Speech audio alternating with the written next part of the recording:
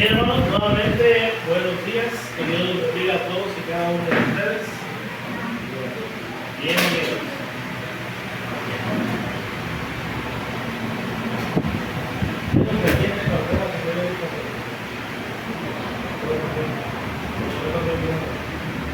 Hechos 8, Hechos 8, 26 al 40. Hechos capítulo 8, los versículos del 26 al 40.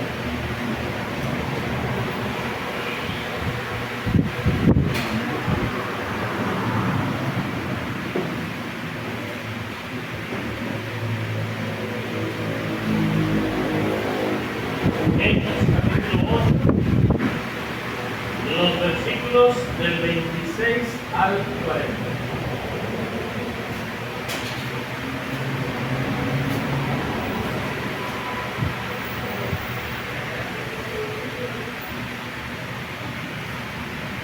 Un ángel del Señor habló a Felipe diciendo: levántate y ve hacia el sur por el camino que desciende de Jerusalén a Gaza, el cual es desierto. Entonces él se levantó y fue. Y sucedió que un etíope, eunuco, funcionario de Candace, reina de los etíopes, el cual estaba sobre todos sus tesoros, y había venido a Jerusalén para adorar, volvía sentado en su carro y leyendo el profeta Isaías. Y el Espíritu dijo a Felipe: acércate y júntate a ese carro.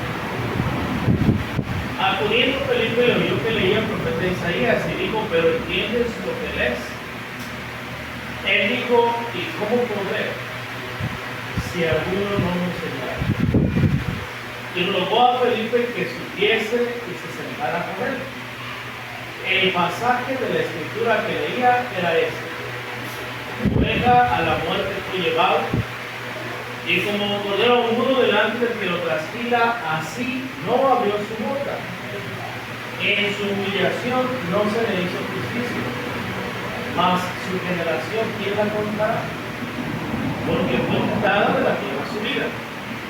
Respondiéndole eunuco, dijo a Felipe: te ruego que me digas, ¿de quién dice el profeta esto? ¿De sí mismo o de algún otro? Entonces Felipe, abriendo su boca y comenzando desde esta escritura, le anunció el evangelio de Dios. Y yendo por el camino llegaron a cierta agua, y dijo el eunuco: aquí hay agua, ¿quién pide que yo sea bautizado? Felipe dijo: si crees de todo corazón, bien puedes. Y respondiendo dijo: creo que Jesucristo es el Hijo de Dios. Y mandó parar el carro, y descendieron ambos al agua, Felipe y el eunuco, y le bautizó. Cuando subieron del agua, el Espíritu del Señor arrebató a Felipe, y el eunuco no le vio más y siguió gozoso su camino. Pero Felipe se encontró en Azoto, y pasando anunciaba el evangelio en todas las ciudades hasta que llegó a Cesarea. Hay innumerables lecciones, hermanos, que se pueden encontrar. El tema que su servidor escogió es la conversión de una reina. Aquí vemos cómo es que una alma se convierte al Señor. No se nos da su nombre, solamente su nacionalidad. Era de Turquía. Solamente su oficio. Era el secretario de Hacienda de la reina. Estaba sobre todos sus tesoros, es decir, sobre los tesoros del reino de Turquía. Se nos dice su condición de eunuco. Bueno, hay cosas que podemos deducir debido a esa información. Una es su color de piel. Si era etíope, entonces estaba cerca de África, era negrito. Era un hombre rico, puesto que trabajaba directamente para la reina y era un hombre de confianza. Pues bien, este hombre amaba a Dios. Y este hombre buscaba a Dios. La Escritura dice en Jeremías 29:29, me buscaréis y me hallaréis. Me buscaréis y me hallaréis, porque me buscaréis de todo vuestro corazón. Ya el profeta Isaías también había dicho en Isaías 55:5 y 6, buscar a Jehová mientras puede ser hallado, llevarle por tanto que no se da. Y este hombre había venido a Jerusalén para adorar, así que estaba en busca de Dios. Quería conocer a Dios, quería conocer la voluntad de Dios, quería hacer la voluntad de Dios y quería agradar a Dios. Así que hay muchas lecciones que podemos sacar de esas cosas. Pero en esta ocasión, ¿qué implica que un alma se convierta al Señor? Porque a veces pensamos que es fácil porque Felipe llegó, le predicó y se bautizó al instante. Y no necesariamente. Estamos hablando de un viaje que podía durar cerca o alrededor de 3 meses. Entonces no sabemos cuánto tiempo tardó el grupo ahí, con Felipe, o Felipe con el grupo, en el carro. Pudo haber sido media hora, pudo haber sido un día, una semana, un mes, o todo el trayecto hasta casi llegar a su destino. No sabemos cuánto tiempo pasó. Pero, ¿cuál es la implicación?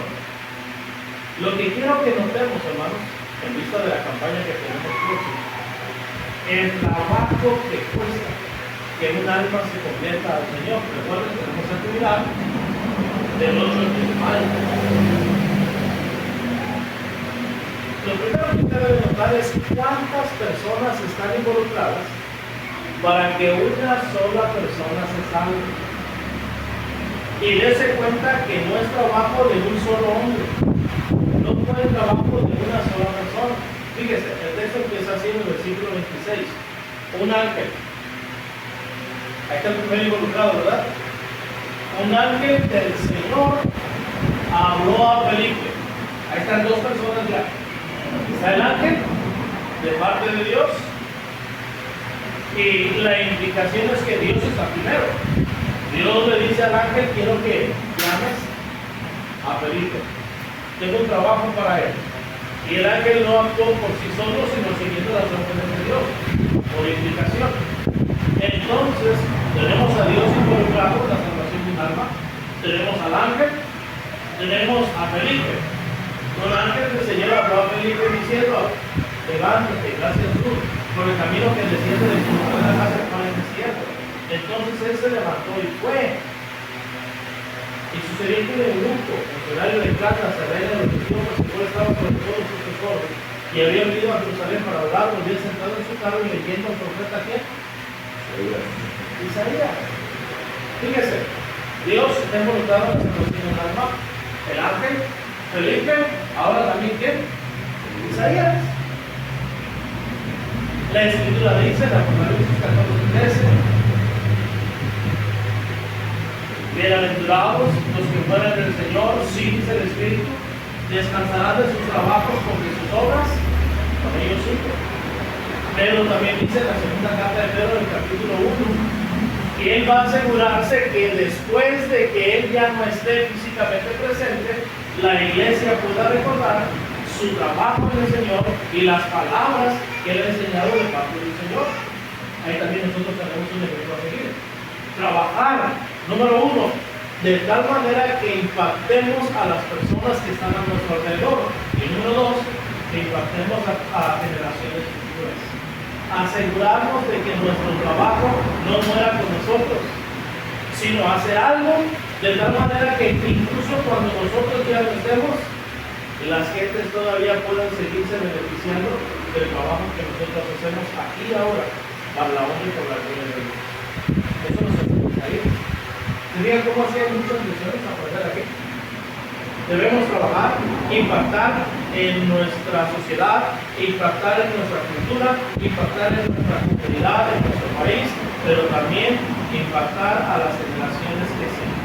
Hacia ya cerca o alrededor de 800 años, que Isaías había escrito, lo que este hombre viene leyendo, y después de 800 años, la gente todavía conoce el trabajo y la enseñanza de esa vida.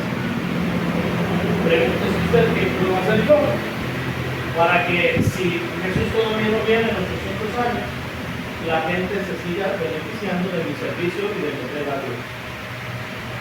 Una de las cosas que quiero hacer como hijo de Dios es escribir y enseñar a generaciones. Algo se le ocurrirá, algo hará para la honra y para la gloria de Dios. Tenemos a Dios, tenemos a Felipe, tenemos al ángel, tenemos a Felipe, tenemos a Isaías. Versículo 29. Y el Espíritu dijo a Felipe: acércate y júntate a ese carro. Tenemos a Dios, tenemos al ángel, tenemos a Felipe, tenemos a Isaías, tenemos al Espíritu Santo. Así que lo que primero que quiero que usted note es que para que una sola persona se convierta al Señor, se requiere de trabajo en conjunto, se requiere de trabajo en equipo. No es algo que el predicador puede hacer solo, no es algo que podemos hacer individualmente. Para salvar siquiera un alma, se requiere de la coordinación y de la cooperación de todos. Acompáñenme a la carta a los Efesios, capítulo 4 y versículo 16. Efesios capítulo 4 y versículo 16, la Escritura dice así: de quien, énfasis, todo el cuerpo, bien concertado, bien unido. Cuando dice concertado, se nos viene a la mente la palabra concierto. Y usted sabe que en el concierto no solamente es el cantante, también está el que está manejando el micrófono y las bocinas. También están los músicos, todos en completa armonía, todos trabajando en sintonía, bien concentrados en lo que están haciendo. Nadie está distraído, nadie va por su lado, sino que todos van siguiendo la misma partitura, unas mismas indicaciones, un mismo tiempo, un mismo compás. Dice ahí, bien concertado y unido entre sí, énfasis, por todas las coyunturas que se ayudan mutuamente. Según, énfasis, la actividad propia de cada miembro recibe su crecimiento para ir edificándose en amor. El cuerpo se va edificando, pero ¿cómo?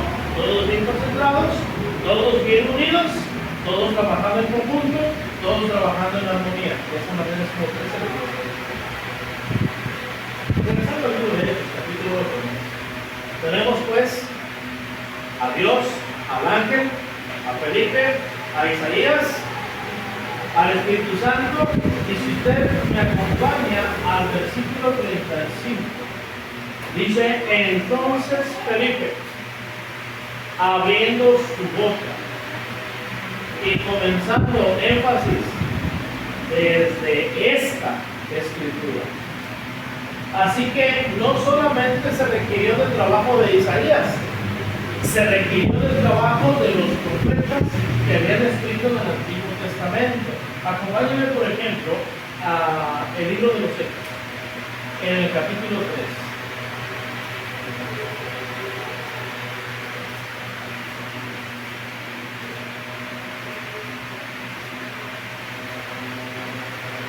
En el libro de los Hechos, en el capítulo 3,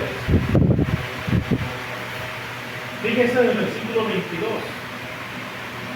Pedro está hablando del Evangelio de Jesús y menciona a Moisés, porque Moisés dijo a los padres: el Señor vuestro Dios os levantará profeta de entre vuestros hermanos. A mí, a él oiréis en todas las cosas que os hablo. Toda alma que no oiga a aquel profeta será desarraigada. Dice, será desarraigada del pueblo. Y énfasis, y todos los profetas, desde Samuel en adelante, cuantos han hablado, también han anunciado que dice estos días. ¿Qué fue lo que dijo Pedro? Moisés habló de esto, Samuel habló de esto, y no solamente Moisés y Samuel, sino ¿quién? Todos. todos los profetas. Y en el libro de los Hechos, en el capítulo 8, la palabra de Dios dice en el versículo 35, entonces Felipe abriendo su boca y comenzando desde esta escritura. ¿Se da cuenta? Todos los profetas estaban unidos. Y lo que hacían era, ¿quién ha visto competencias de carreras? De carreras de relevos, por ejemplo. En los relevos de 4 por 100, en alguna ocasión me tocó a mí ser juez, por allá en el año 2004, en Andrea, en Tijuana.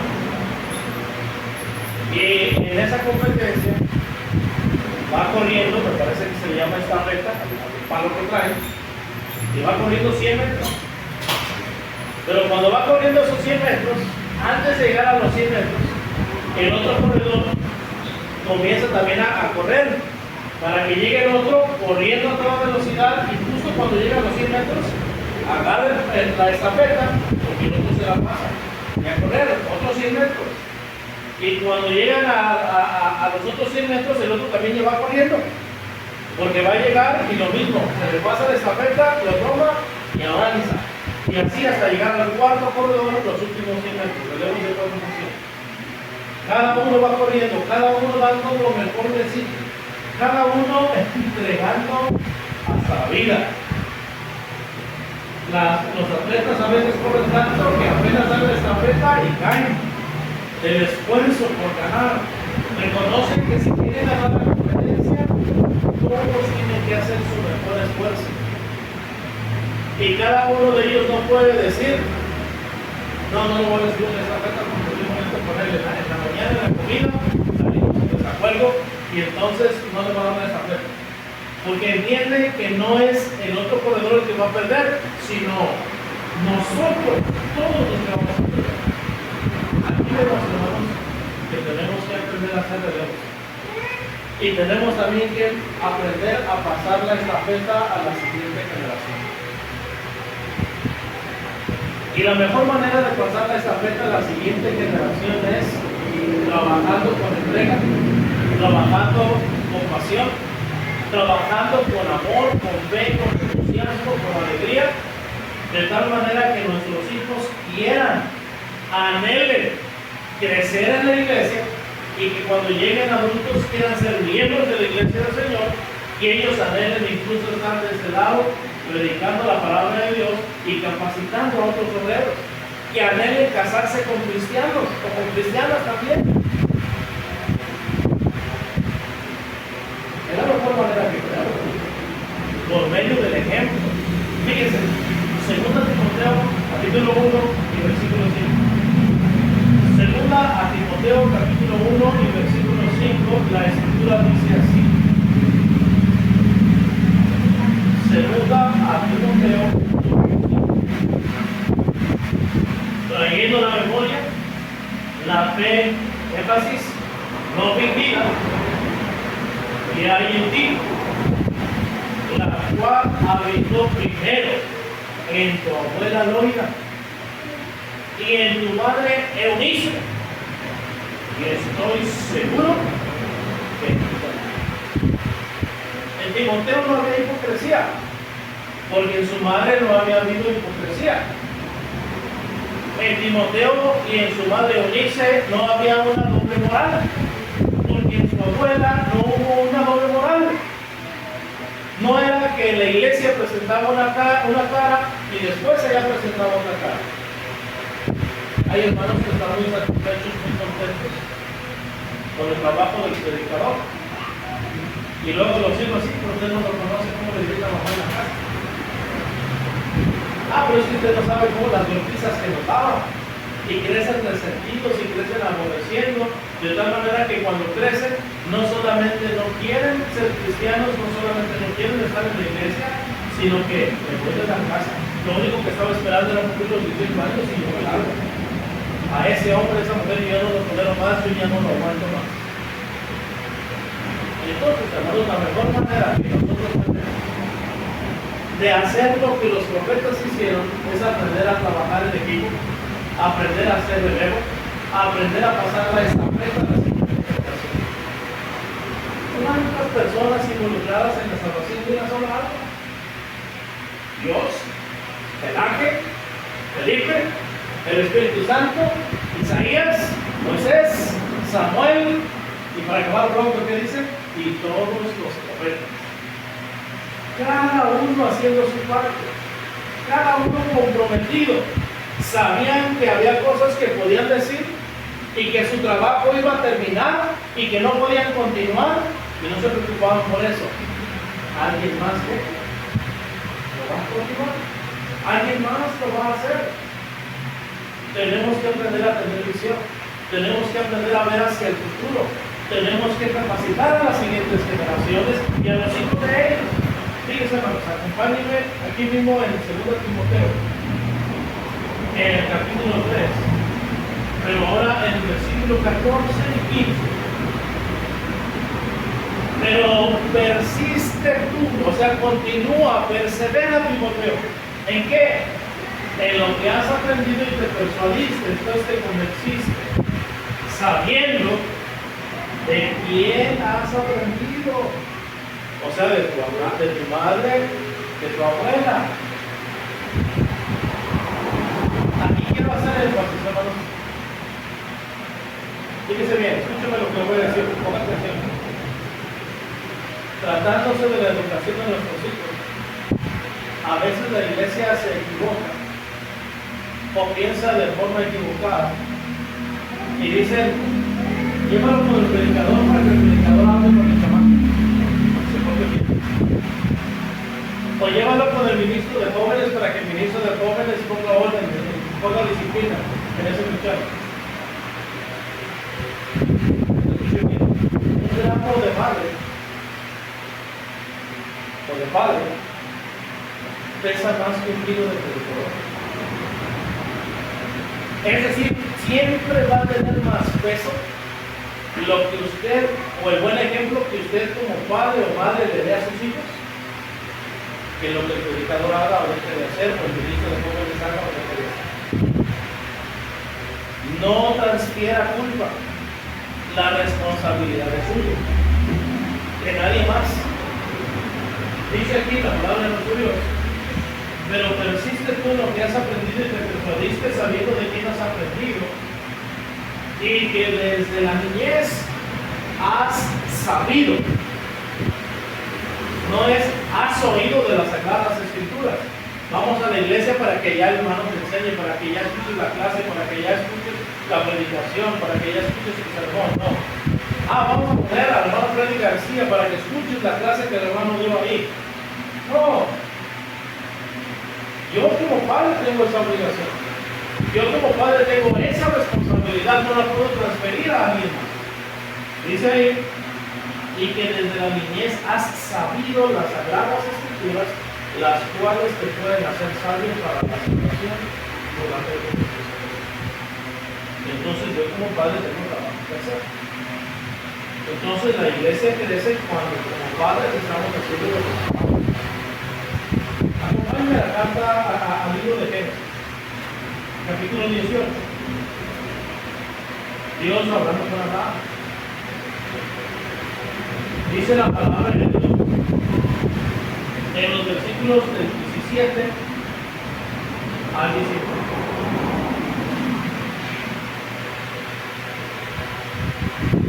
Para que haya iglesias fuertes, hermano, para que haya una sociedad fuerte y para que haya iglesias fuertes, se requiere que haya primero matrimonios, familias fuertes.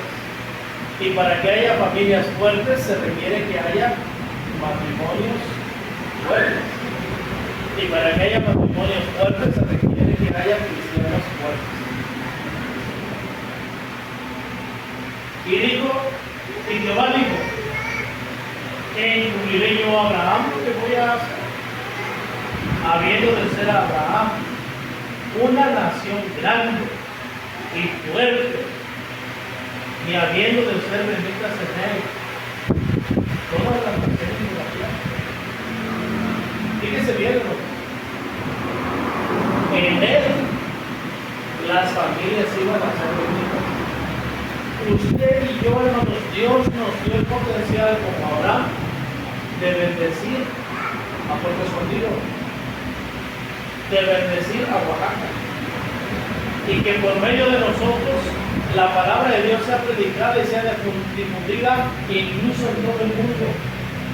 Tenemos ese poder, tenemos esa bendición, tenemos esa oportunidad y ese privilegio, no lo desaprovechemos. Dice, porque yo sé que mandará a sus hijos y a su casa después de sí, es decir, a las generaciones después de sus hijos, que guarden el camino de Jehová haciendo justicia y juicio, para que haga venir Jehová sobre Abraham lo que ha hablado acerca de él. Entonces, hermanos, si una alma se va a convertir, es por el trabajo que se hace. ¿Cuánta gente involucrada para que solo un alma, el eunuco etíope, fuera convertido? El ángel, Dios primeramente, el ángel, Felipe, el Espíritu Santo, Isaías, Moisés, Samuel. ¿Y qué dice?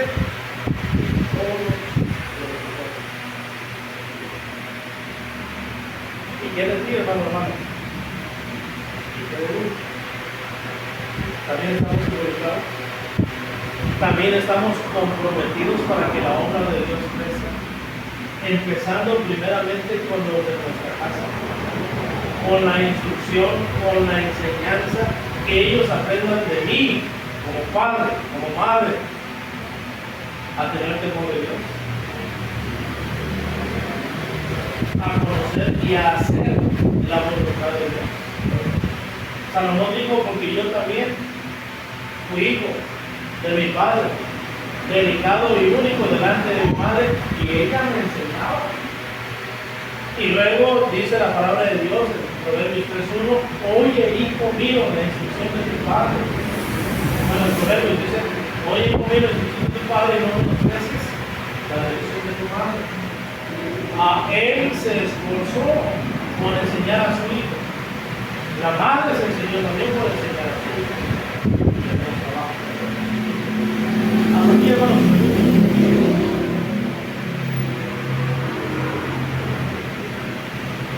¿No?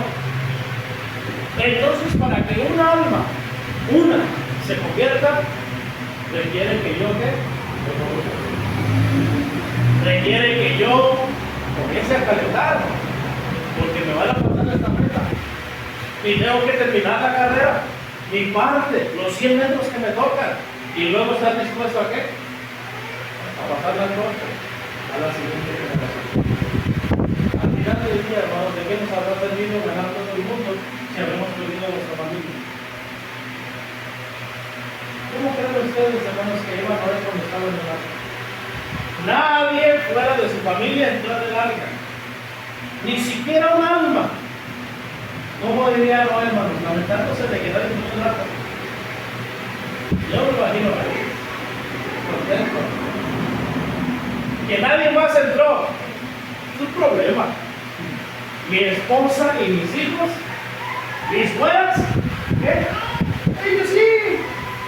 Si los demás no quieren saber nada de Dios, no sepan nada de Dios, pero mi esposa, mis hijos, mis nueras y por implicación mis nietos, ¿qué? Ellos sí. Aquí están en el camino de Dios, haciendo la voluntad de Dios. Pero todo porque Noé, ¿qué hizo? Escuchó la voz de Dios, construyó un arca y se puso a construir, y por implicación, involucró a la esposa, involucró a los hijos. Vengan, hijos, tenemos que construir el arca en la cual Dios nos va a salvar. Vamos a involucrar a nuestros hijos en el trabajo de la iglesia, en el trabajo de la obra de Dios. Vengan, hijos, porque vamos a construir el arca en la cual Dios nos va a salvar. Regresando a Hechos 8:26.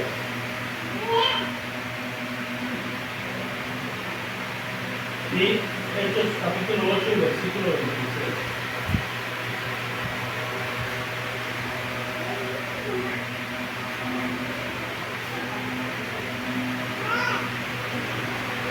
grande del Señor. Habló a Felipe diciendo: ¡levántate! No sigas ahí sentado. No sigas distrayéndote. Tienes un compromiso. Tienes un trabajo que hacer.